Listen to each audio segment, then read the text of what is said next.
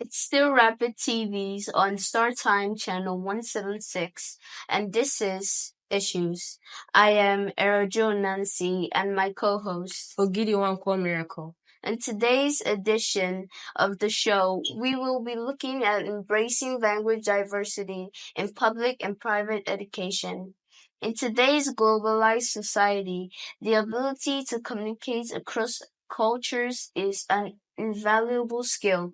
As such, the adoption of diverse languages in both public and private school settings is not just beneficial but imperative for preparing students to thrive in an interconnected world. Here's why. Number one, cultural understanding. Languages are not merely communication tools, they are windows into diverse cultures and perspectives. By learning different languages, students gain insight into the customs, traditions, and histories of other societies. This fosters empathy, respect, and a deeper understanding of global issues. Cognitive development. Research consistently shows that learning a new language enhances cognitive abilities. It improves problem-solving skills, enhances memory, and promotes creativity. Bilingual or multilingual individuals often exhibit greater mental flexibility and adaptability, qualities highly valued in today's dynamic job market. Career opportunities. In an increasingly globalized economy, proficiency in multiple languages opens the door to a wide range of career opportunities. Employers across various industries value language skills, particularly in the fields such as international business, diplomacy, tourism, and translation. By offering language education, schools empower students to compete in global marketplace. Enhanced communication skills. Learning additional languages improves communication skills in one's native language as well. It fosters linguistic awareness, expands vocabulary, and honors grammar and syntax skills. Students become more effective communicators, capable of expressing ideas with clarity and precision. We're going to go on a quick break. We'll be back shortly. On issues today, our attention will be on embracing language diversity in public and private education. On the other half of the program, we will be speaking with an educationist to know how the people of Nigeria would benefit from this. Joining us to discuss these developments are guests Chukwuebuka Okoro. Thank you, Miss Nancy and Mr. Miracle for having me on the show. You're very welcome, sir. It's a pleasure. What are the key considerations schools should take into account when adopting language curriculum? Okay, thank you for that question. Before I introduce something into the school where we have students, I think I should first of all consider the needs of the student. We have the demographic need, ethnicity. You talk about the ethnicity of the child or of the children. You talk about the language they know, because language is all about culture. Then when it comes to the academic environment or academic needs of the child, you see how proficient the child is with the language. The next thing schools should adopt is the cost. How cost effective will the curriculum you're about to introduce be? That would now take me down to the next one. Are you willing to train your teachers? For instance, if we introduce French or Spanish in your school, are we willing to train? Is the school willing to train the teachers, so that the teachers can in turn impart knowledge to the students? Now, also, we're going to look at the curriculum, how the curriculum will be structured, because the curriculum of that language you're about to introduce into the school will meet the specific language needs that has to do with reading, writing, pronunciation, learning. And if all these things are not there, they're going to serve as a hindrance to this language you're about to introduce. So these and a whole lot of, and many other ones are some of the factors school will have to look into before introducing language curriculum. Okay, thank you for that. How can schools efficiently integrate language programs into their existing curriculum without overwhelming students or teachers? Interesting question. I love that. Without overwhelming students or teachers. Okay, let's start with this. You start small. The curriculum, Nigerian curriculum is like big, so we start small. Then we look at we focus on communication skills of that language. We focus on the communication skills. Also, you make it engaging, you make it lively. I have a French teacher that made me love French, Monsieur Professor Kenneth. He made me pray in French because he made French, he was French, he lived French. He smells, he exudes French language. He taught us the French culture. He made French language interesting. The way he comes to class, I prayed in French, au nom de Jésus, Amen. He made me pray in French. So when you introduce it, you have to make the language interesting, not just make it boring. The language has to be interesting. It has to be engaging. Students should, understand that this is coming to help them. It's not just a dry something. It has to be an engaging language because language will cut across culture, like I said. It's going to cut across, and culture is the people's way of life, we know. So you have to make the language engaging. You have to make learning fun. You have to make learning fun. Then you have to make it strategic. You strategically integrate it. You bring it in small, like I said, little by little. You bring it in little by little. You don't just pump it like that. You introduce it. You introduce it layer by layer. It's when we see its effect that schools can adopt it. Thank you. What are some successful strategies for promoting language learning among young children in both public and private school settings? I love that. Young children. One thing about young children is that they like activity. They like something, if it's not fun, if it's not engaging, that's why most of you agreed on cartoons. Yeah. Against network news, CNN, So to introduce it, let it be fun. Let it be fun. Introduce rhymes. You bear me witness that there are some rhymes you've not forgotten from your kindergarten days. So make it engaging. Put in rhymes, introduce rhymes into the language. Then you also you create a language rich environment. Your classroom should be, littered with like what is kettle, for instance, in Spanish, litter it. The pronunciation, the word kettle, litter your classroom environment with those language or the language that you want to imbibe in the school environment. Paste it on the board, paste it on the walls, paste it along the school walkway. This can make language engaging. Then you talk about the cognitive intelligence of the child, cognitive. When we talk about cognitive, we're talking about this ability to think. Ability to think. You cannot bring in, like I said, step by step. You bring it on gradually, just a bit, a bit, a bit. If I give you the whole chocolate, you won't. There's a way. If I cut chocolates in bits, you appreciate chocolate. If I cut chocolate in bits and give it to you, you appreciate it. You understand? So we bring it, introduce it in bits. So let's make it engaging. Let's make it fun. Let's make it fun. Let's make it fun. Thank you very much for You're that welcome. explanation.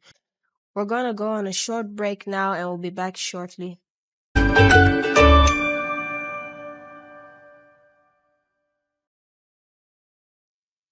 Welcome back. How do language theories inform the design and implementation of language programs for primary school students? Thank you, Mr. Miracle, for that question. I'm going to talk about three theories. We have the behaviorist theory. Behaviorist theory emphasizes repetition. Will you bear me witness that if I repeat something, you are going to master it?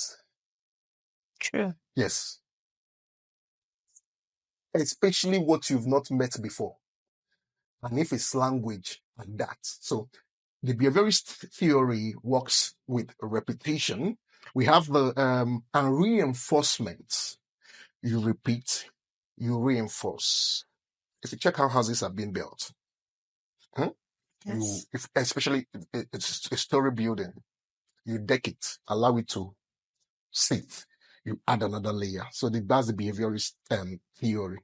The teacher will have to repeat. You have to repeat. You have to repeat. Languages like Jolly Phonics, you repeat, you repeat. Then the next one is the cognitive theory. The cognitive theory, this just basically focuses on building the cognitive intelligence of the child. It focuses on that, the mental capacity. Then finally, we have the interactionist theory. We call it the Bronner theory, emphasizing the importance of social interactions. You won't learn language very effectively if you don't interact with people that know that language. True. So we have centers, for instance, if it's a French language, you have Alliance Française, find people that speak that language. You may not be as proficient as they are, but constant interaction with them will brush you up. We bring you to a level of proficiency and mastery over that language. You can as well go ahead to find dictionaries on that language. You can as well go ahead and find movies in that language, rather. So these are many ways. These are the theories. How many did I mentioned the behaviorists? You have the cognitive and you have the interactionist theories. So these are the theories that will help in this matter. Thank you.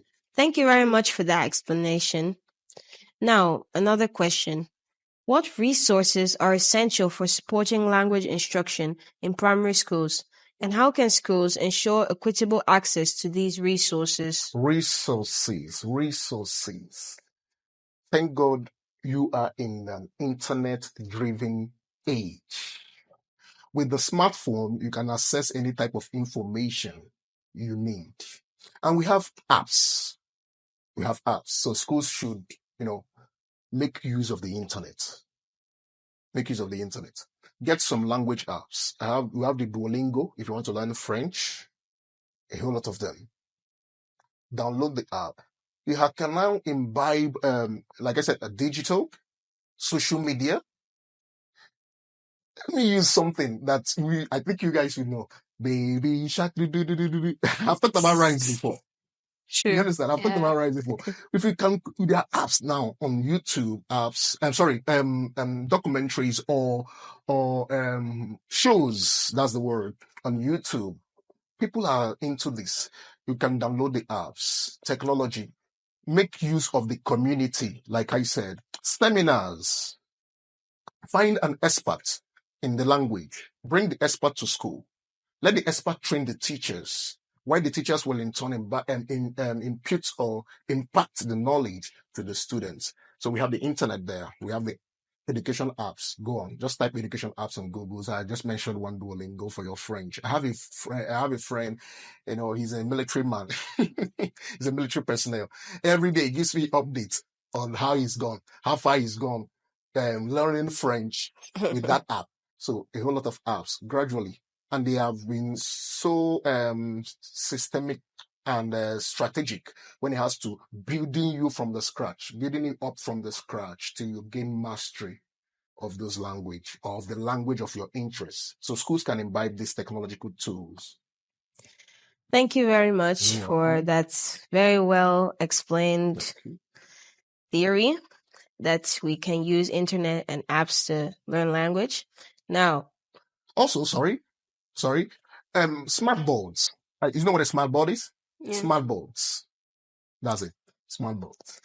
Now, what are the benefits of starting language instruction at a young age, and how do these benefits translate into long-term language proficiency? Truthfully, if I heard us, I heard who read, is it Nancy? She talked about in boosting cognitive intelligence of the child. If you introduce language in schools and primary schools, you are going to boost the cognitive intelligence of that child. And that child is going to, when that is boosted, it will help in problem solving skills. It's going to help in communication skills. The child is going to be bold. If a child sees someone or hears someone, a Spaniard, speak Spanish, he or she is not going to be timid or intimidated. He's bold. Also, he or she is going to learn about the culture Like I told you, my French teacher, he was the one that told me the culture of the French. He was teaching French, but he was teaching us alongside. He was teaching us the culture of the French citizens. He was the one that told us how the French kiss, how the French open, how an average Frenchman, gentleman rather, would treat the lady, a French lady, when it has to do with opening the door for the person, be it house door or car door. He only taught me the way the French eat, but he was teaching language. So he has already given me the culture of the French, such that if I find myself in Paris, I won't be naive. Look at what he said. He told me, he said, the French will always have their water by the left, so that as you eat, you drink. But what was he teaching? French French language. language. The language he was teaching was French. But from there, he has introduced to us the culture of the French people. So imagine if a Spanish class is going on. I can learn Spanish as a language, but much more than that, I'm going to learn the culture of the Spanish, because I'm still going to read about their histories, about their folklores. So these are the things he's going to do to the child. These are the things he's going to do to the child. The child is going to be brave. The child is going to be, the cognitive abilities are going to be boosted. The child is going to learn cultures, and the child can, submit applications to international bodies. Imagine if you learn Mandarin now, that's the Chinese language. Okay. There was this girl. She came tops in the university in China, one of the best universities in China. Guess her course of study? Mandarin. She studied Chinese language, and she came out with a 5.0 CGPA. She was the best in her class in a Chinese environment in Nigeria. She delivered her speech in Mandarin. She spoke Chinese language In Nigeria. when she was Wow. delivering her speech. Imagine what that could do, or what that has done to her. You get the point? So that's Yes. what language we do to a child. That's what language. I had a child at 3 years old. She came down. She's a US citizen, by the way. So the father brought her down to Nigeria. I asked her, I've forgotten her name. So I asked her, what are you studying? What class? She frowned. So the dad told me, I said, no, she's not learning basic academic subjects. She's learning Spanish. Oh my God, I was shocked. I was wow at her age, 3 years. That's She's very already. So young. imagine if she gets to 9 years of age, she'll be a pro as far as Spanish is concerned, Yes. and she'll be bold. Yeah. So that's about that. Wow. So now we can see that if you start language acquisition from a young age, it can really help you in life. Exactly. Thank you very much. Thank you. You're welcome. Now, how can schools tailor language instructions to meet the diverse needs and abilities of students, including those with learning differences or language backgrounds other than English? Down here, not every child you see is a dullard. Pastor Mrs. Sonia Bayebo drummed that into my memory, into my head. She said to me, she was the first woman I worked for in Safe Kept International School in Enugu. She told me, I said, no child is a dullard. The challenge is that we've not met the academic need of that child. With respect to the child's learning style, everybody has their learning styles. Some are visually inclined learners. If you play a video for them, forget about it. They will replicate what you've given them. Some are audio learners. Some you have to demonstrate. You have to dance. And if they have to replicate what you've taught them to their parents, they have to what? Dance as well. So when you consider all these, you are going to bring them into the classroom when it has to do with teaching. And aesthetics, they jump. Thanks to Jolly Phonics. Have you seen kids like that? Do you do Jolly Phonics in school? In the primary section? Yes. Yes. We started with A is for apple. The Jolly Follets will teach you like ant, ant, ant. Are you getting it? They are demonstrating it. And the child cannot forget that. If you wake the child up and say, what alphabet is this? The child will demonstrate. So Yeah. putting some fun into it. Putting some fun. Understand the child's learning abilities. If the child or if the children are audio inclined, visual inclined, understand that. Understand that. Then do what we call flexible grouping. There are people that are already proficient in that language. We have fast learners, we have slow learners. Find those that are proficient in the language. Mix the class, mix the group. Don't just have one group, a tailor-made group. Reshuffle it. That's the word. Iron sharpens iron. Yeah. Iron Yes, sir. sharpens iron. So reshuffle it. Yes. Put him here. When he's gaining mastery, find another place. Put him. Don't just keep them isolated. Mix them. Have a flexible grouping. Then you can give projects too on the language. You can give projects to movies. Things movies have subtitles now. Give projects on the language. It will improve mastery of the language. Okay. Thank you for clarifying that. What role can technology play in enhancing language learning experiences for primary school students? Wow. And what are some examples of effective technology integration in language classroom? Okay, let me talk about technology. If a school is not technologically inclined, they're already backward. Thanks to AI. Tech is not man's problem. If you don't understand technology, and if you don't use technology, tech will leave you behind. Are you with me? Yes. Okay, so we're going to look at tech will help to increase interactive activities. You have games, you have puzzles. You like games? Yes, I really do. You like puzzles? You like videos? Tech will help improve that. Now, it will create certain learning. It takes tech. One thing about tech takes care of any learning style you can think of.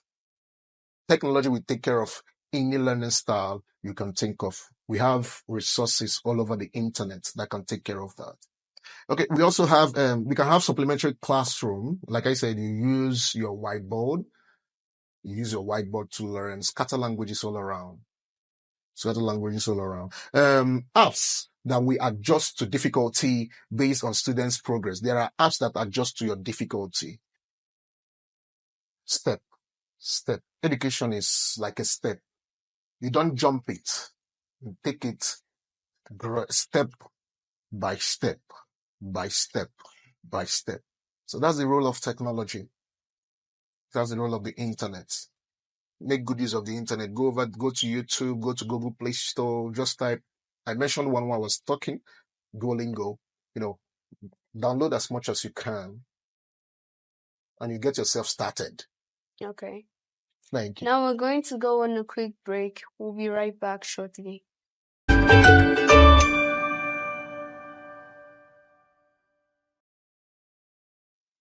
Welcome back. How do language programs in primary schools align with broader goals for global competency and cultural understanding? Oh yes. Okay.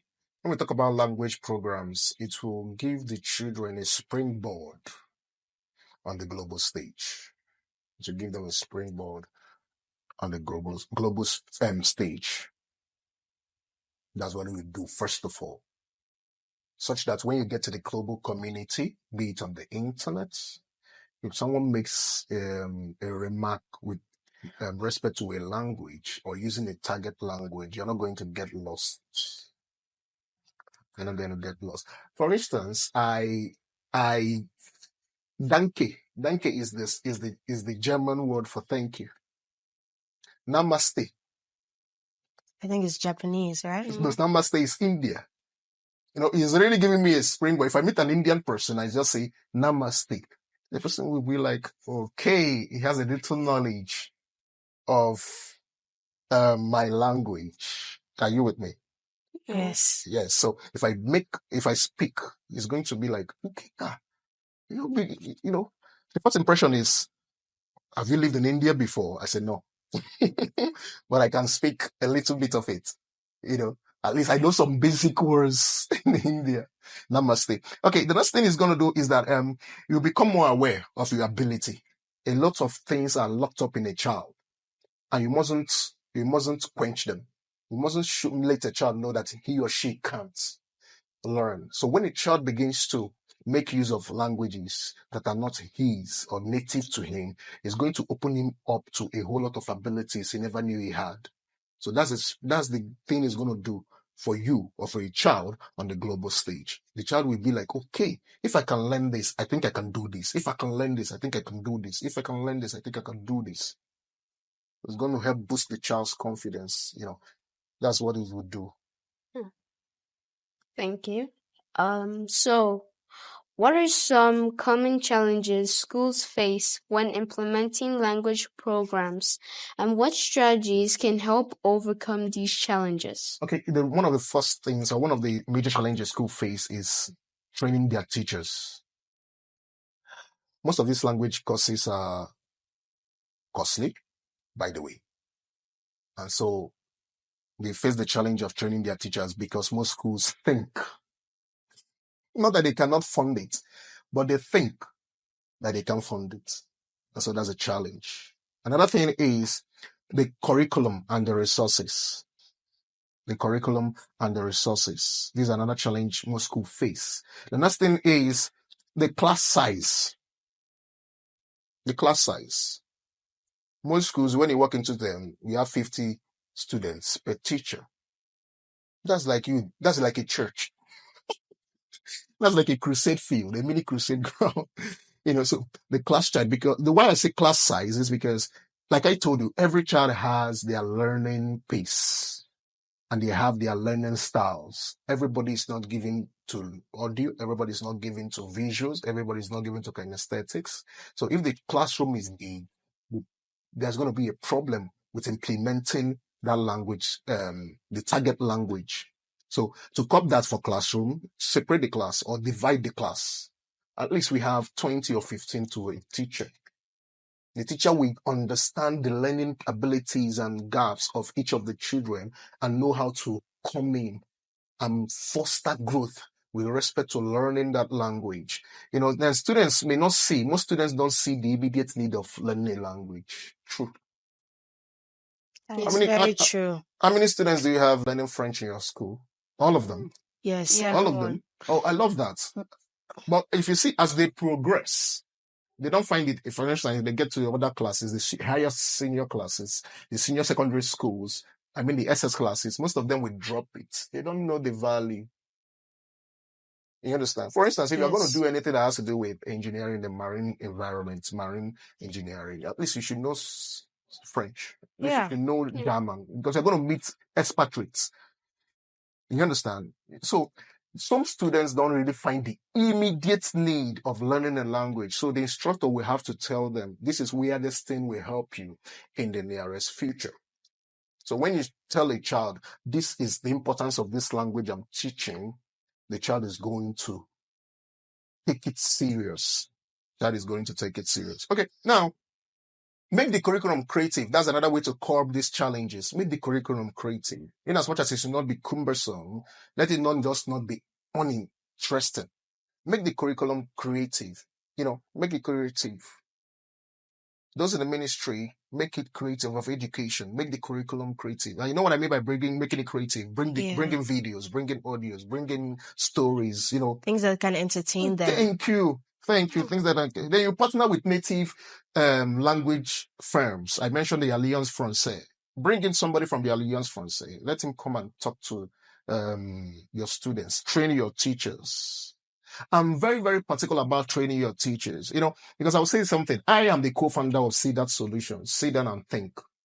It's an education consulting firm, and I will say something that I never really love. I went to sell my products to one of the schools, and that was on Jolly Phonics. I had to train the primary school teachers on Jolly Phonics. Okay. So I went there and submitted my proposal. The way I was welcomed made me realize that I needed to work on the mentality of the environment I walked into, because I met the head, and the head was like, he just came for money. And I'm like, excuse me, I came to help put your school, on the limelight. As far as, don't you like the way you speak? The way you speak. So that when you go out and compete with other schools, when you speak, they'll be like, okay, where are you coming from? Which school are you representing? I left there depressed. So in partner with native language firms that speak this language, bring them into the school, let them train your teachers, let them talk to students, So these are ways I think this can be called. These are ways I think this can be called. Also, we have to bring in our parents. They're the ones that fund our school fees. That's true. Yeah. You have to bring them in. Yeah.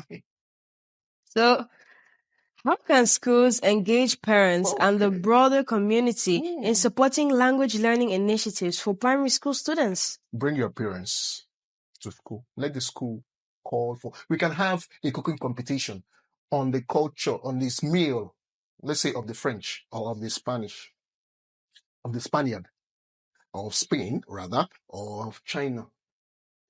Cooking competition. When we come to school, we have a cooking competition. Guess what we are going to cook? Spanish food. Spanish food. Yeah. That's going to be on the menu. We litter everywhere around. If they are too busy, you draft at a time for them to come. Let them come. Bring them. Let us engage them. We can have an interactive section with them, with the students, their children or their words. They sit down in school. We talk about it. They must be involved in all.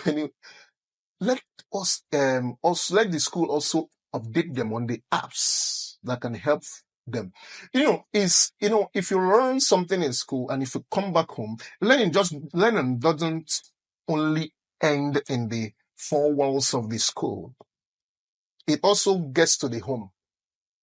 So if they learn something in school, imagine I learned a language in school. Let's say maybe I've used the ones we've used. If you come back home and you don't have anybody to understand what you are saying, you will rarely use it at home. And if you don't practice, there's always a tendency of you always coming back to the scratch in school. So imagine if your mom or your dad or our parents have a little knowledge of some of these target languages. If we learn them in school, we take it home and we speak, and they can understand what we are saying. They will not be lost. You understand? So let's let schools carry parents along, like I said. Invite them for a cooking competition or career. No, not a career day. Fashion, something that has to do with the culture of the language you want to introduce them to. Maybe building something. I don't know. Yes, just bring them. If they are too busy, let's find a day. Let everybody find a day. You can't be too busy for your child's education, by the way. So let's find a day. Come to school. Just have fun. Watch your children perform. You get me? Watch them perform. Yes. They will value that language. In fact, they will be, growth-minded parents will want to go back and study more, at least to know the basics of this language. So that when you speak at home, they will not be lost. And you too, speak the language at home. Use it often. I don't understand it. Okay, do you know what I learned at school today? This is machete is this for machete is this in this language. Go is this in this language. Come is this in this language. Sit is this in this language. Engage them. Thank you very much for that presentation. I You're personally really agree. The school should engage parents in Yes. what happens in school. Exactly. And then another question. What evidence-based assessment methods are available for measuring language proficiency among young learners, and how can assessment data inform instructional decisions? Okay. When we have to do with assessment, we have standardized tests. We have tests that are standardized. Other ones we can use, you monitor the progress, walk into the class, maybe the school head or the dean for academics, walk into the class, monitor the child's progress. A teacher should know that he couldn't read this language, he couldn't write this in this language 6 months ago, but this is 6 months now. There's a progress. In as much as it may not be immediate or spontaneous progress, but there is something, the human mind can be trained. You see this mind? It can be trained to any capacity you want it. So you measure the growth of the child, walk into the classroom, understand, ask questions, give tests, give projects. Are you getting me? Are you understanding me? Yes, Yes, we you are. give projects, check the work of the students, check the work, check the performance. The graph is supposed to be an upward moving graph. That's when growth is occurring. And you have to be patient also, considering the different learning styles of students. There are fast learners. They like to work on their pace. You have to be patient with them, but make sure you can. Children like to be encouraged. Do you know? Have you noticed that? Yes, we have. If a child is progressing, encourage the child, telling you are the best. Some schools will put stickers. You get it? They will put stickers. Have you seen that? They put stickers. The child will come back, mommy, I did well today. Daddy, can you imagine? I'm improving. That will spur the child to becoming better and better. So reward your child. Give them a thumbs up. Give them a pat on the back. They're doing well. I know you can do this. Thank you very much. Thank you for that You're explanation. welcome. Okay. And then I have one more question for you. Okay. What professional development opportunities are available for primary school teachers to enhance their language teaching skills and knowledge? Okay. When we talk about professional, we are talking about workshop and seminars, trainings. I, for one, am an advocate for training. If you don't train a person, I have a mentor that said it's a taboo to beat someone you've not coached, or to suspend, or to, maltreat someone you've not coached. So teachers can go for training. Let school sponsor teachers to go for training. Let them get the certificate. Most schools that have trained their teachers on Jolly Phonics, they come back with their certificates, and you see there's an improvement. So let there be workshop. Online courses, we have online courses. We have online apps that can help train. Coursera is there. These are online apps that can help train. Then on your own, use the internet as a teacher. Use the internet. Go download some videos, download good videos, download good apps. Don't just wait for the school to schedule training programs or seminars for you. Do that yourself. It shows you have a growth mindset. Do that yourself. So that's just basically about it. Go get online courses, go for seminars, go for workshop, go for seminars, go for workshop. I belong to a training group. Not a training group. We call them creative-minded educators rather, creative-minded educators. Their headquarters in Lagos, Nigeria, scattered all over the 36 states. We have our WhatsApp group, we have our page, Facebook page. It was normally concerned parents and educators, but right now I think it's creative-minded educators. These are communities you can get yourself involved in. Get yourself involved in communities. If you have a neighbor, just must make sure that you're updated as far as language is concerned. Go to the internet, find a workshop, travel, get the certification. It's not for the school, it's for you. Anywhere you fly it or you flag it rather, you are going to, people will know that this person is given to growth. Oh, at your age, you could get such knowledge. You understand what I'm saying? So Yeah. online courses, workshops, right? Go out, get the internet with the phone. You can access any information you want to access now. So that's Yeah. it. That's a good use of the Follow people that are proficient in that language also. Thank you. Okay. Thank you very Now, much. how do language programs in primary schools foster connections between language learning and other subject areas, such as social studies or science? Like I said, once you talk about language, culture comes in. One of the integral parts of someone's culture, apart from dressing, is language.